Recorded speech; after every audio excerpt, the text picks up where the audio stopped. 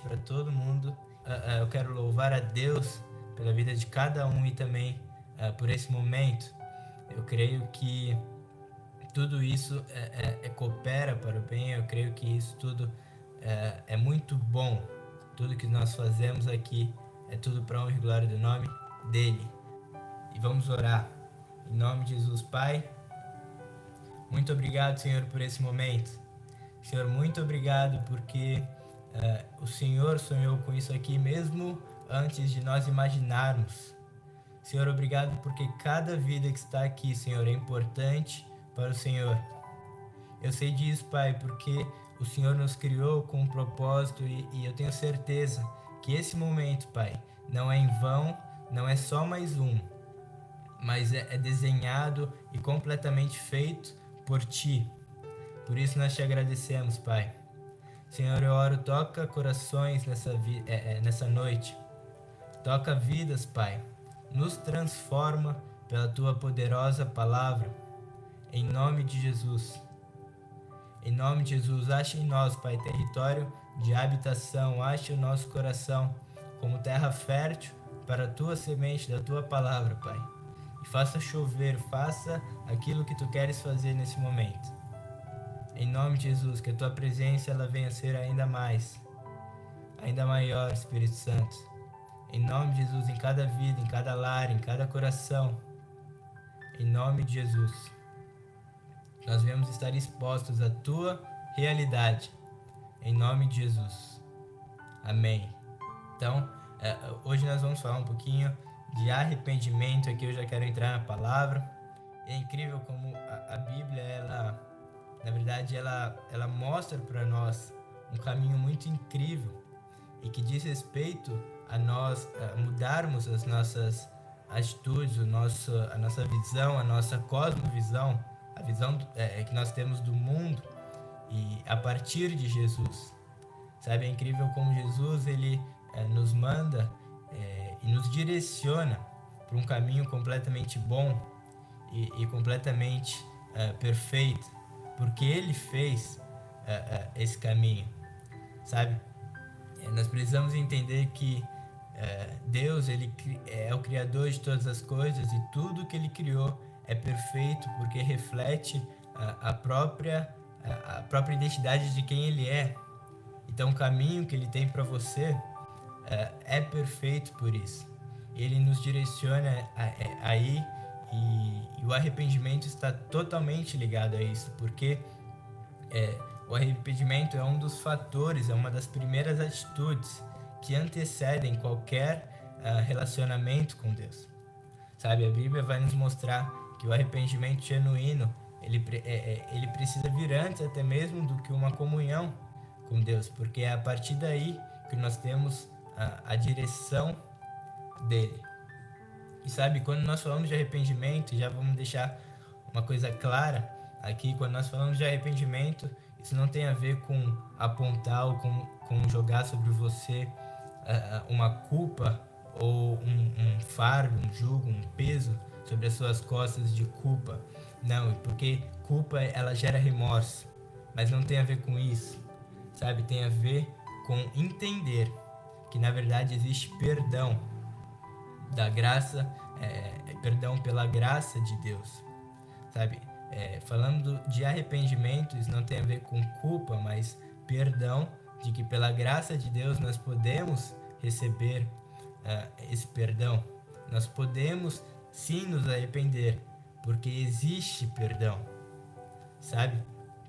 É uma perspectiva de entender que nele nós encontramos uma nova atitude, uma nova vida, um novo caminho, sabe? Como diz lá em Marcos 1,15, Jesus mesmo disse, ele diz que o tempo está cumprido e o reino de Deus está próximo. E olha que interessante que ele fala: arrependei-vos e crede no Evangelho.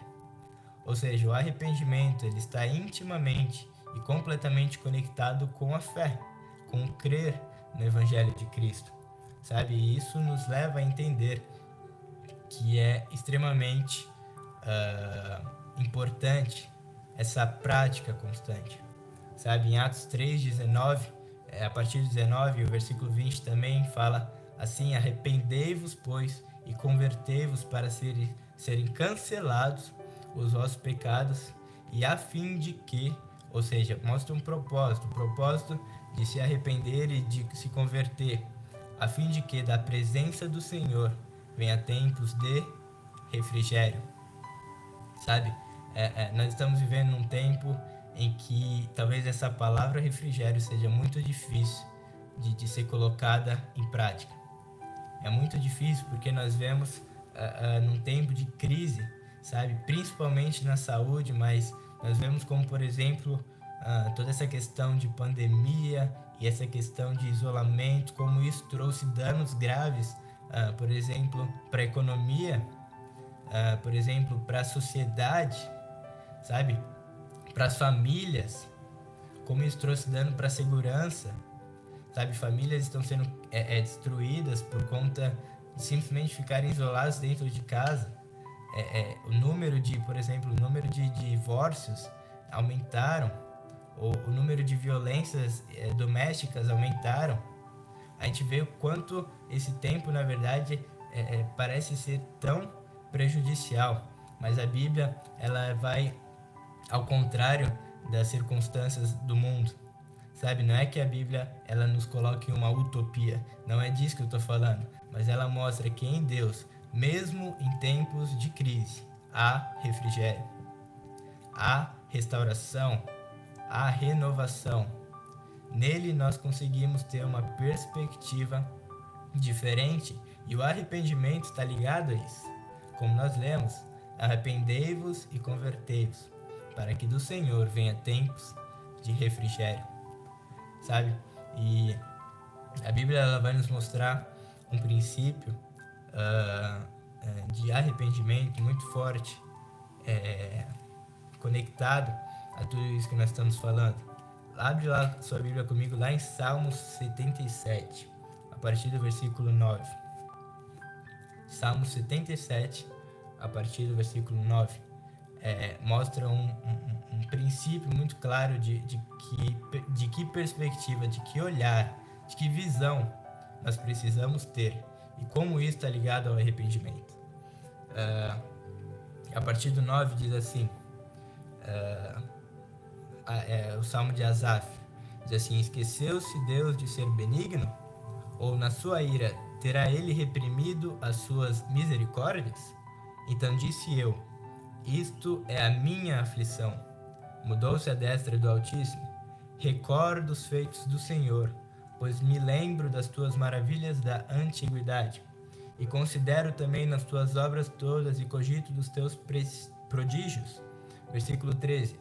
O teu caminho, ó Deus, é de santidade. Que Deus é tão grande como nosso Deus? Tu és o Deus que opera as maravilhas, e entre os povos tens feito notório o teu poder.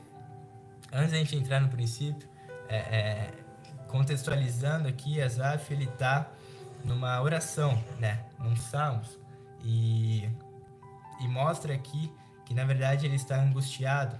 Aqui não tem, se a gente ler pelo contexto, ele não está pedindo perdão, mas nós vemos um princípio claro de olhar e mudar o nosso olhar para aquele que nós precisamos olhar, para o Deus, nosso Deus maior.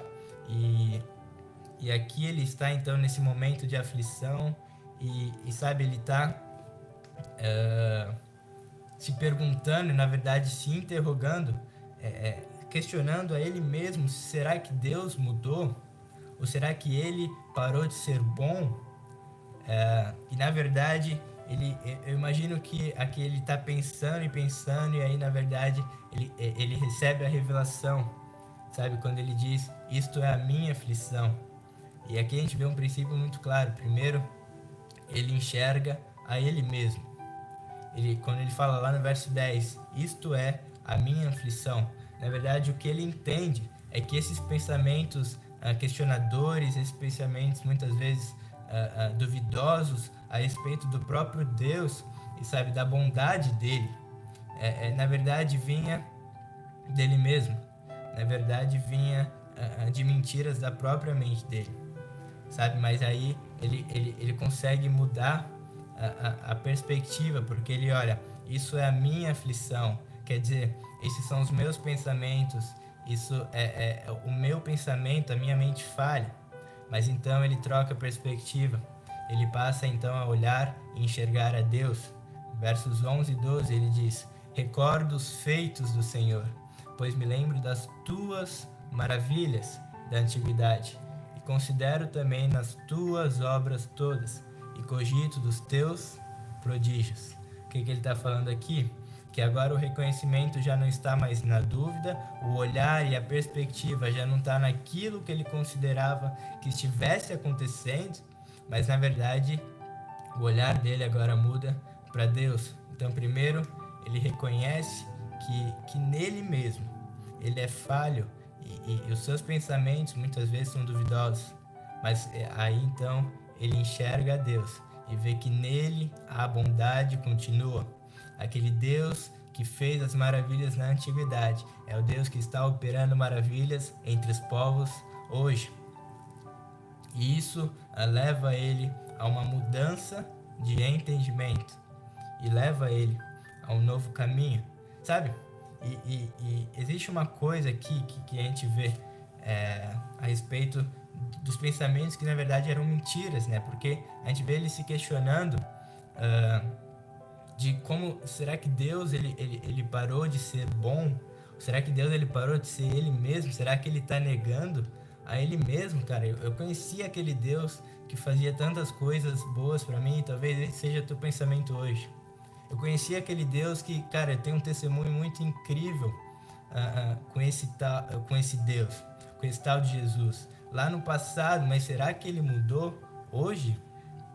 Será que na verdade ele parou de olhar para mim?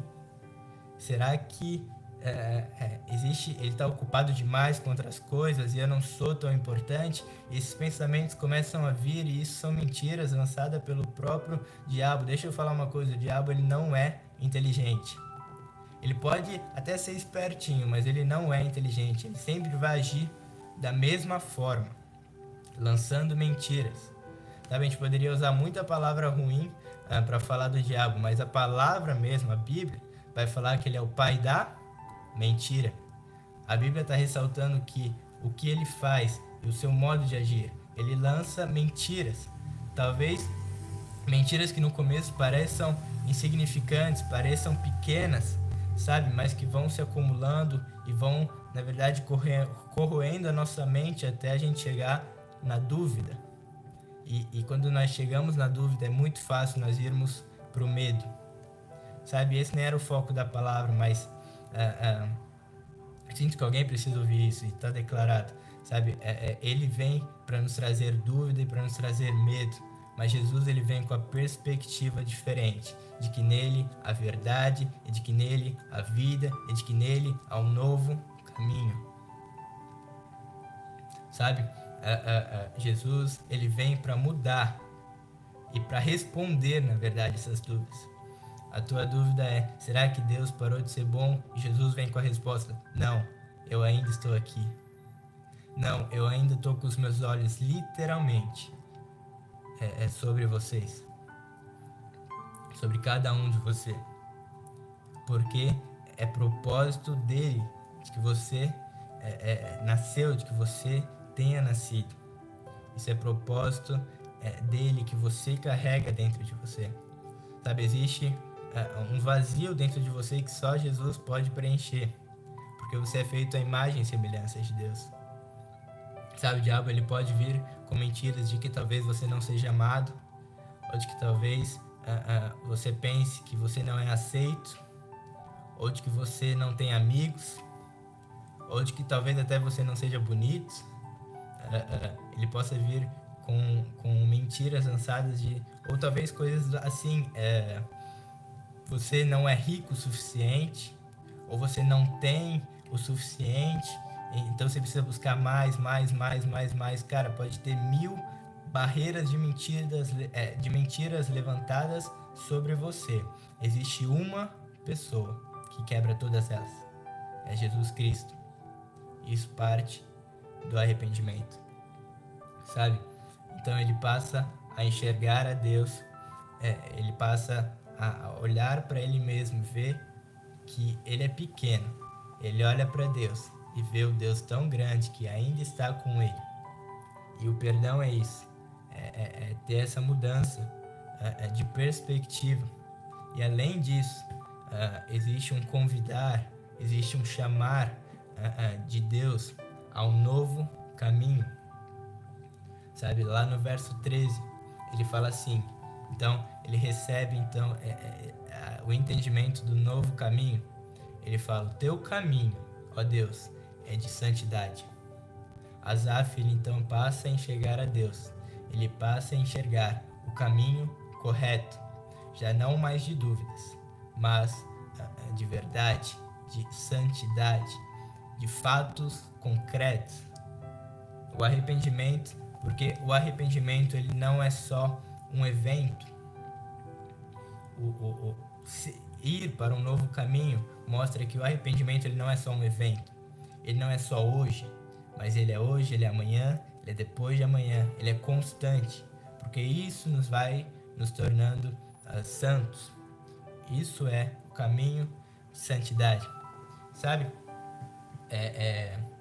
A palavra ela deixa muito claro isso, da santidade e da verdade que há em Jesus. E nós vemos isso em dois exemplos do próprio Jesus. Primeiro, nós podemos olhar para aquele malfeitor que estava ao lado de Jesus na cruz, lá em João 23. Abre lá comigo se você conseguir. João 23, a partir do 41. Ele está ali, Jesus já crucificado, cara. Jesus já apanhou tudo que tinha que apanhar. E ele já estava crucificado. Se poderia pensar aos olhos naturais, cara, ele não teria força para falar mais nada. Mas olha o que ele faz. Primeiro, pela contextualização, existe Jesus lá e tem duas outras pessoas crucificadas com Jesus. Você já deve ter ouvido essa história. Duas pessoas que a Bíblia, na minha versão, ela vai falar de malfeitores. Existem algumas outras versões, sabe? Mas no original, malfeitor quer dizer pessoas nocivas, pessoas que causam dano para alguém. Então, provavelmente, alguns estudiosos também falam, provavelmente eram dois assassinos que estavam ao lado de Jesus. Duas pessoas que cometeram erros graves e estavam sendo crucificadas por isso. Mas Jesus, ele era inocente, também estava sendo crucificado no meio desses dois. E, sabe, um desses malfeitores, um desses assassinos, ele falava, e na verdade ele zoava Deus, ele zombava de Deus. Ele fala, de Deus não, de Jesus, que é Deus, mas ele zombava de Jesus. Ele falava, se tu és Jesus, tu és esse filho de Deus, se você é realmente esse rei que você diz ser, então desce daí, te salvo, você salvou tantas outras pessoas, por que você não salva a você mesmo? Ele ali mesmo, na pior, ele ainda se afundou mais, essa é a verdade. Mas a gente olha para o outro malfeitor e ele fala, na verdade, olha que interessante, ele fala lá no versículo 41 de João 23, ele fala, nós na verdade, falando com outro malfeitor, ele fala, nós na verdade, com justiça, estamos crucificados, né? Nós na verdade com justiça, porque recebemos o castigo que os nossos atos merecem. Mas este, falando sobre Jesus, mas este nenhum mal fez. E ele acrescentou, Jesus, lembra-te de mim quando vieres no teu reino. Por enquanto, vamos parar aqui, vamos até o 43, mas olha que interessante, ele reconhece a si mesmo, ele fala, eu tô aqui, eu tô crucificado, eu tô à beira da morte, porque eu mereço estar aqui, porque os meus atos me levaram até aqui. Essa justiça, isso na verdade está acontecendo, é justiça, porque eu mereço ser castigado por aquilo que eu fiz. A Bíblia, como disse, não especifica que tipo de coisas eles fizeram. Provavelmente eram assassinos, mas a verdade é que, independente disso, ele enxerga ele mesmo, como nós vimos lá no princípio de Salmo 77. Ele olha para ele mesmo, ele fala: eu mereço estar aqui, eu fui falho e precisava estar onde eu estou. Mas então agora ele aponta para Jesus, ele fala: mas este nenhum mal fez. Quer dizer, ele enxerga a inocência de Jesus. E não só enxerga a inocência da pessoa e do homem de Jesus, mas ele acrescenta: lembra-te de mim quando vieres no teu reino.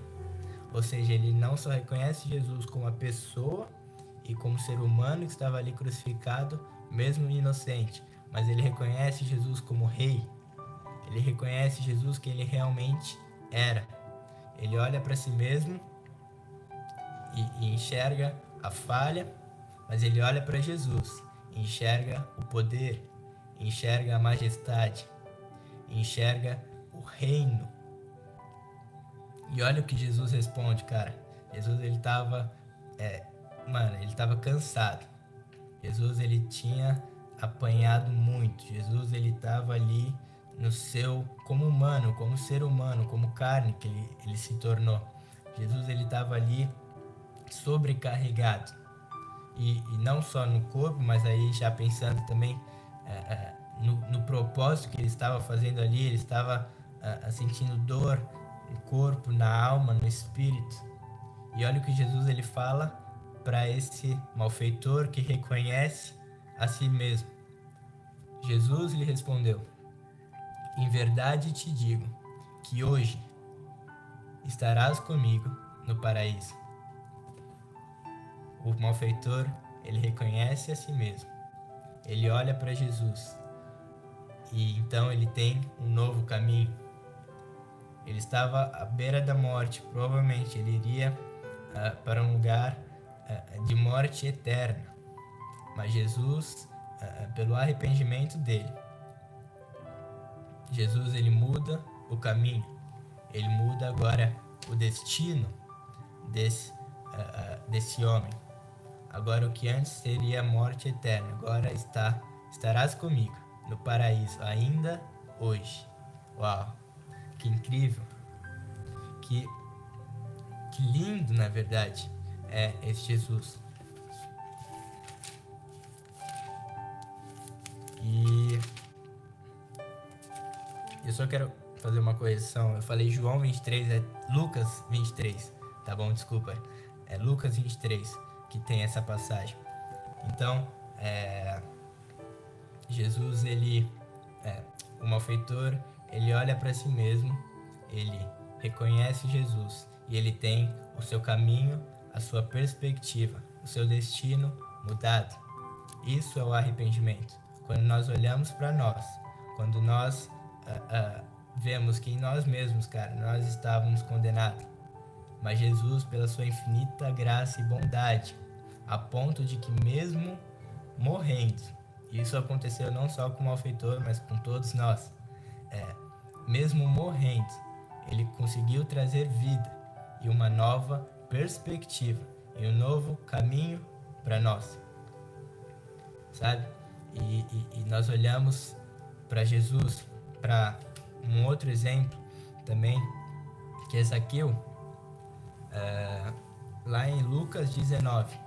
Lá em Lucas 19 diz sobre Zaqueu, e sabe, Zaqueu ele era um publicano, um coletor de impostos, que era muito rico, mas ele roubava ainda, ele coletava mais impostos e ele defraudava muitas vezes, como se ele fosse um político corrupto de hoje. Então ele fazia isso. Não é que ele roubava por necessidade, isso não é certo, mas para muitas pessoas ainda podem parecer, mas não era nem por necessidade, era por realmente ele roubava só por ter mais e queria ser cada vez mais rico. E nessa passagem ele ouve falar de Jesus e ele fica sabendo que Jesus está ali perto dele, e algo no espírito dele, algo dentro dele é tocado, sabe? Ele ele recebe um toque do próprio Deus. Eu creio que foi o próprio Deus ali que tocou, porque ele começa então a ter anseio por buscar ver Jesus. A verdade é que ele queria ver Jesus, e nós lemos nessa passagem que ele faz de tudo para ver Jesus. Ele era pequeno, a Bíblia fala que ele era pequeno, e ele busca então ver de qualquer maneira. Ele sobe numa árvore para ver Jesus, e acontece de Jesus vê-lo. E é interessante algumas coisas. Lá em 19, a partir do 5 de Lucas, diz assim: quando Jesus chegou àquele lugar, olhando para cima, disse-lhe: Zaqueu, desce depressa, pois me convém ficar hoje em tua casa. E ele desceu a toda pressa e o recebeu com alegria. Lá no versículo 8 diz: entre mentes, ou seja, nesse tempo de que Jesus estava lá na casa de Zaqueu, Zaqueu se levantou e disse ao Senhor: Senhor, resolvo dar aos pobres a metade dos meus bens, e se em alguma coisa tenho defraudado alguém, restituo 4 vezes mais. Então Jesus lhe disse: hoje houve salvação nessa casa. Versículo 10: porque o Filho do Homem veio buscar e salvar o perdido. Agora olha que interessante. Zaqueu, ele estava em cima de uma árvore, e Jesus, ele chama Zaqueu. Zaqueu, ele simplesmente se vê tendo a necessidade de fazer tudo para que Jesus fosse bem hospedado, para descer, para fazer essa vontade. Algo dentro dele já estava olhando para Jesus, mas a Bíblia mesmo vai falar que ele estava depressa.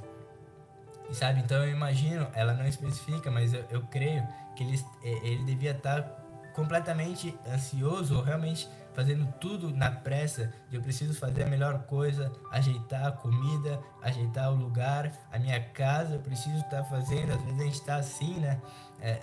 Preciso estar fazendo aqui, eu preciso arrumar aqui, porque vai vir. É só pensar, você, quando vem alguém especial na sua casa, algum familiar seu, ou até algum amigo mesmo, você precisa ajeitar as melhores coisas e fazer a melhor comida que você consegue fazer. Imagina o Zaqueu assim também com Jesus, e ele não parou nem para pensar, por exemplo, que Jesus chamou ele pelo nome, sem antes mesmo nunca ter falado com Zaqueu. Ele não parou nem para pensar o que Jesus já estava fazendo naquele momento da árvore. E sabe, também a gente vê que Zaqueu, ele desceu depressa da árvore. E é só pensando numa árvore aqui, qualquer uma, você já deve ter visto uma árvore no tronco. Não é um tronco liso, fácil de subir e descer, mas tem vários espinhozinhos, várias coisas que podem machucar, que podem ralar, galhos. E provavelmente Zaqueu deve ter se machucado todo para descer o máximo depressa possível. E ele não estava nem aí, porque ele precisava fazer a melhor coisa, sabe? Mas eu imagino, e também a Bíblia não especifica, mas eu imagino que depois dele talvez ter arrumado tudo possível, foi quando ele parou e realmente entendeu o que estava acontecendo. Entendeu quem estava ali com ele, sabe? Eu imagino que aconteceu como lá os discípulos em Emaús, que ao partir do pão, os olhos dele se abriu, sabe? Eu imagino que ele estivesse fazendo tudo, e quando talvez conseguiu dar a melhor hospedagem para Jesus, foi que ele parou e ele pensou, né? Ele parou para pensar e realmente entendeu o que estava acontecendo, entendeu as coisas que ele estava fazendo que eram erradas, entendeu quem era que estava ali com ele. Eu imagino que provavelmente veio esses pensamentos: ele me chamou pelo nome, sabe? Ele poderia escolher qualquer um da multidão, ele me escolheu, ele percebeu que eu estava em cima da árvore, sabe? Talvez você seja uma pessoa pequena, não literalmente falando, mas talvez você se ache uma pessoa pequena, que tem tantos melhores que você, ou que tem tantas oportunidades, ou pessoas com oportunidades melhores, sabe? Ou talvez você não se sinta significante, mas Jesus te chama para estar na sua casa. Ele quer estar contigo, e é diariamente, na sua casa, sabe?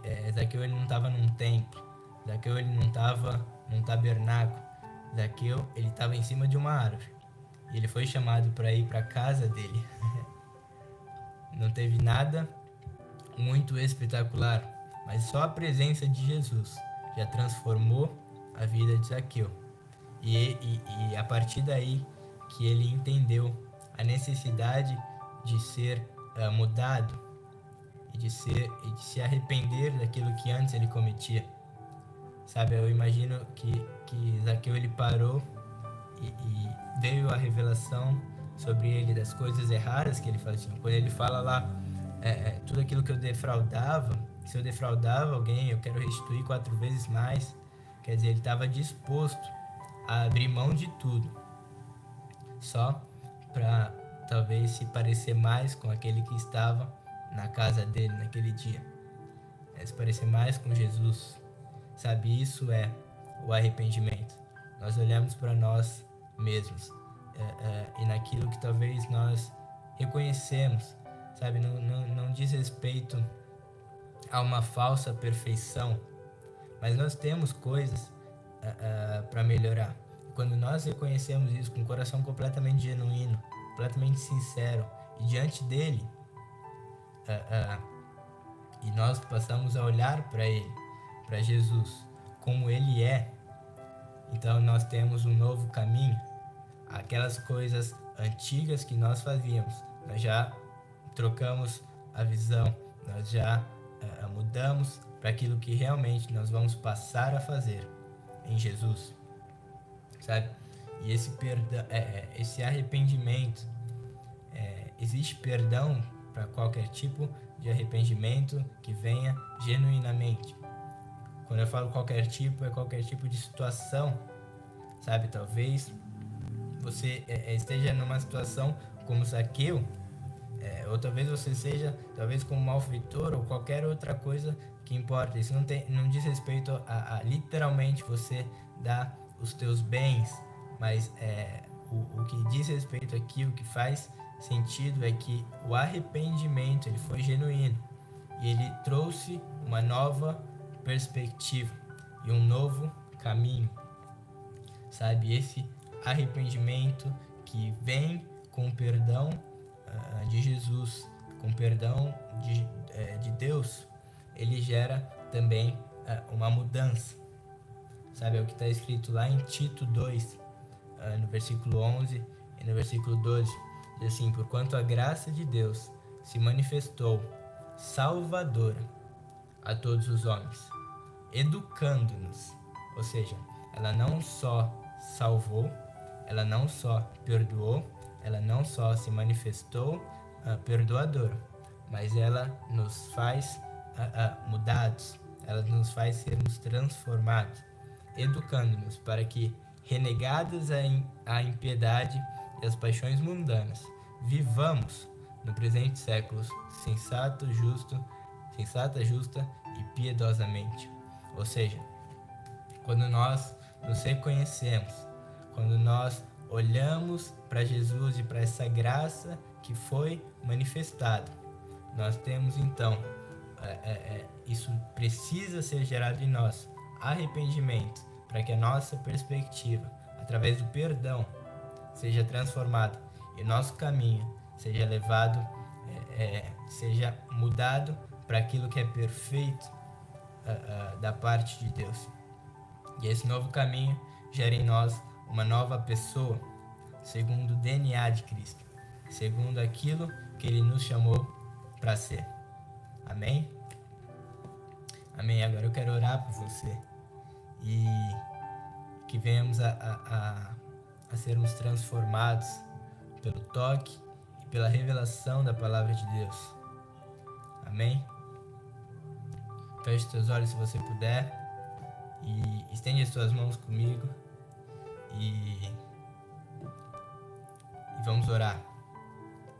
Senhor Pai, muito obrigado, Pai, porque o Senhor se manifestou como nosso Salvador.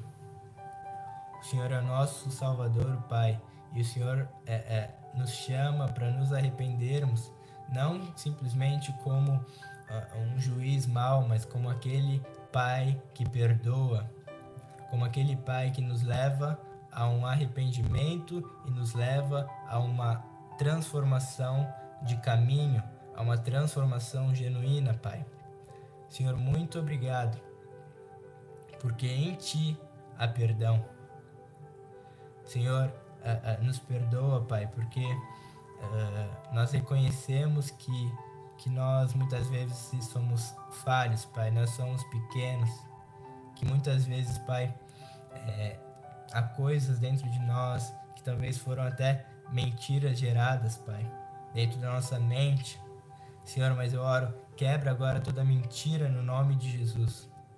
Senhor, que a Tua verdade venha de maneira avassaladora sobre qualquer mentira na vida dos meus irmãos. Eu oro em nome de Jesus, Pai, para que a verdade, Pai, de que eles são aceitos por Ti, de que eles são amados por Ti, a ponto de o Senhor ter morrido por conta, em favor deles, Pai. Senhor, que eles são Teus amigos, Teus filhos, Pai. Que essas verdades, Pai, de que eles são a imagem e semelhança do Criador, venham sobre eles em nome de Jesus, venham sobre nós, Pai. E que os nossos caminhos já não venham ser defraudosos, ou não venham ser tortuosos, mas venham ser retos em Ti. Essa é a minha oração, Pai, no nome de Jesus. Amém. Amém. Deus está transformando corações. Deus está guiando passos. Sabe, entenda que Deus está guiando passos. Deus está guiando os teus passos. É a vontade dele, mais do que ninguém, entender de que ele veio buscar e salvar o perdido. É a vontade dele te salvar, é a vontade dele te buscar. É a vontade dele te guiar. Amém? Amém. Glória a Deus.